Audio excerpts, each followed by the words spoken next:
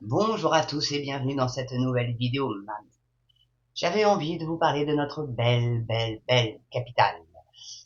Car le saviez-vous, c'est que les touristes qui viennent visiter Paris sont atteints d'un drôle de syndrome quand ils quittent la capitale. Il s'agit du syndrome de Paris.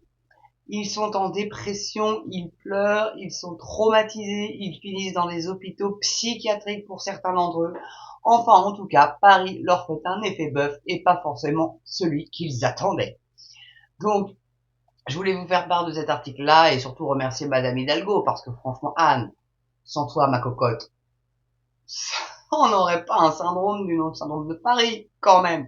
T'auras au moins eu le mérite d'avoir fait créer ce truc. C'est dingue, hein. Donc c'est un article de l'édition du soir de Ouest France. Et très honnêtement, moi je me suis dit, bah, je vais leur en parler parce que c'est quand même assez hallucinant. Alors que Paris était ville de lumière, hein, la ville la plus visitée au monde. Bon bah là, je crois que bon. Donc qu'est-ce que le syndrome de Paris qui démoralise les touristes et comment l'éviter? Bah je crois que si tu veux l'éviter, tu vas pas à Paris en fait. Ou tu vas pas dans certains quartiers, peut-être, je sais pas. En tout cas, on va lire l'article ensemble et on va voir ça. Donc des touristes se sont effondrés moralement lors d'un séjour en France, regrettant que la réalité ne soit pas à la hauteur de leurs espérances. Pour l'édition du soir, le psychologue Yves-Alexandre Talman décrypte les mécanismes de la déception qui expliquent ce syndrome de Paris. Des touristes américaines en larmes sur les réseaux sociaux, des voyageurs japonais pris en charge dans des hôpitaux psychiatriques et un coupable, le syndrome de Paris.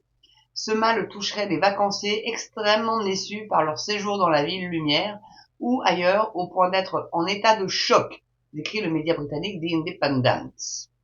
Et là, vous avez une petite vidéo, apparemment, bah, c'est une asiatique qui dit que bah, la France m'a fait pleurer. Ma pauvre chérie, on est vraiment désolé. Alors, c'est vidéo TikTok. Moi, j'ai pas de TikTok, mais vous pourrez la regarder dans le lien en description, bien évidemment. Voilà. Donc, notre cerveau est toujours dans l'anticipation. Le psychologue et auteur Yves-Alexandre Talman, familier des mécanismes de déception, analyse le phénomène.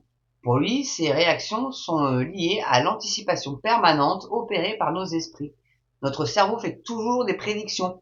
Son rôle est de construire une représentation du monde. Sans ça, nous prendrions beaucoup de temps pour prendre des décisions, rappelle-t-il. C'est ce fonctionnement que mettent en place les bébés lorsqu'ils font tomber volontairement des objets. Ils vérifient que leur geste a bien la conséquence qu'ils avaient visualisée. Pensez aux joueurs de tennis. Il y a d'innombrables modèles et après il fait un choix plus ou moins bon. Compare le praticien suisse, notre cerveau s'arrange pour avoir un goût d'avance. Des attentes trop élevées. Ouais, c'est peut-être ça aussi. S'ils voient ça sur les cartes postales, bah c'est vrai que sur les cartes postales, on a rarement des photos des rats, de la saleté, des tentes de migrants, de choses comme ça. Puis on n'a pas le risque aussi de se faire agresser ni rien. Hein. Bon. Donc dans le cas des visiteurs atteints par le syndrome de Paris, l'écart est particulièrement important entre des attentes démesurées et une réalité moins réluisante. Les émotions varient en fonction de ce que je me suis raconté. Plus l'attente est élevée, plus j'ai le risque d'être déçu. C'est pareil quand vous allez, par exemple, au cinéma. On vous fait tout un pataquès sur un film. Oh, il est génial, faut absolument aller le voir. Et puis une fois que vous l'avez vu, bah, ça retombe quoi, comme un souffle au fromage. C'est un peu ça. C'est même complètement ça. Hein, c'est un peu voilà, le bon exemple, le souffle au fromage, quoi. Donc, donc on peut imaginer, dans le cas d'une clientèle asiatique, par exemple, que la déception est aussi à la hauteur du sacrifice. Moi, qui vis en Suisse, je viens à Paris, c'est le prix d'un billet de TGV pour une personne qui vient de loin. Ça peut être un séjour qu'on ne fait qu'une fois dans sa vie. Ouais. Ne pas fuir la frustration. Pour Yves Alexandre Talman, ce serait toutefois une erreur de chercher à se couper de toute source de déception ou de frustration. Certaines dérives éducatives visent à éliminer toute frustration pour les enfants. Si l'on évite toutes les sources de déception, alors quand ça arrive, la personne va va le subir de la façon la plus brutale. L'auteur de Motivation suggère au contraire de s'y confronter et d'apprendre à gérer ses émotions. Il voit d'ailleurs pas la désillusion comme quelque chose de négatif. C'est sortir de l'illusion. La vie va vous désillusionner, pardon. Ça signifie grandir. Des risques limités. Le psychologue installé dans le canton de Fribourg ne montre d'ailleurs pas particulièrement, inquiet face au syndrome de Paris. L'être humain est profondément résilient, assure-t-il. Il est outillé, pour faire face aux désillusions, aux drames et à la souffrance. Les faits divers nous montrent l'inverse. Mais statistiquement, nous traversons bien des épreuves, même les plus grosses. Les réactions les plus épidermiques des voyageurs désenchantés ne seraient probablement pas uniquement liées à leurs vacances ratées. Ça veut dire que la personne évoluait sur un terrain fragile, que souvent ce n'est pas une seule déception. C'est la goutte d'eau qui fait juste déborder le vase. De l'extérieur, on ne voit que cette goutte d'eau et on oublie ce qu'il y a eu avant.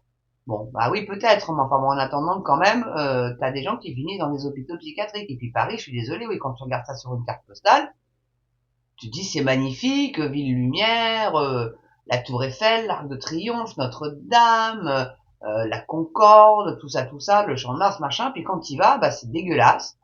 Enfin, surtout maintenant, hein, il y a des travaux de partout, il y a des rats partout. Faut arrêter d'appeler ça des surmuloines, c'est des rats.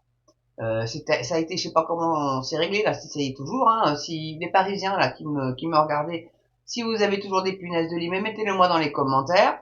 Et si vous êtes dans des beaux quartiers aussi, je sais pas, hein, dans quel quartier vous habitez sur Paname, dites-moi si vous avez des rats de partout aussi, hein. Alors, ça serait étonnant parce que s'ils étaient dans les beaux quartiers, ça serait réglé, mais vite fait le problème des rats, je pense. Bon, je pense, hein. Si c'était dans l'appartement ou là, je sais pas, si c'est un appartement dans lequel elle habite, Hidalgo, si c'est une maison peut-être à Saint-Germain-en-Laye, ou je sais pas où. Enfin, elle habite peut-être pas sa ville, celle-là, donc du coup, ouais, si elle a des rats elle aussi, quoi, du coup, si elle habite dans Paris. Ça serait intéressant de savoir. Tiens, dites-moi, hein, bon, c'est que ceux qui habitent à Paris qui pouvaient me répondre, hein, ça forcément. Ou ceux qui ont pris peut-être un Airbnb, tiens, et puis qui étaient dans des beaux quartiers de Paris, est-ce qu'il y avait des rats? Voilà. Voilà, bon bah écoutez, ça sera tout pour cette vidéo, mais enfin en tout cas, oui, je peux les comprendre, ouais, que c'est sûr que si tu vois Paris dans les films des années 30 et puis tu viens et puis tu vois comment c'est devenu, c'est sûr qu'il y a de quoi te piquer une petite déprime, surtout au niveau de ton compte en banque, parce que le voyage, il est quand même pas donné, quoi. Hein, on va être bien d'accord là-dessus. Surtout si tu viens du Japon ou des États-Unis, ça doit quand même pas être super donné. Donc voilà. Bon, écoutez, ça sera tout pour cette vidéo-là. Merci de l'avoir regardé. Surtout n'oubliez pas comme d'hab hein, l'abonnement, le pouce, la cloche pour être notifié de la prochaine vidéo, le petit don si vous voulez et si vous pouvez surtout, c'est surtout ça, c'est surtout si vous pouvez, bien évidemment, et puis la petite souscription hein, pour faire partie de la communauté MAMS avec quelques petits avantages. Les vidéos en avant-première dès qu'elles sont téléchargées, etc. La surbrillance, les petits emojis sympas. Voilà. C'est pas énorme, mais c'est toujours sympa. Voilà. Bon, en tout cas, merci à vous. Surtout, prenez soin de vous, portez-vous bien. Et moi, je vous dis à très bientôt pour une prochaine vidéo MAMS TV. À ciao.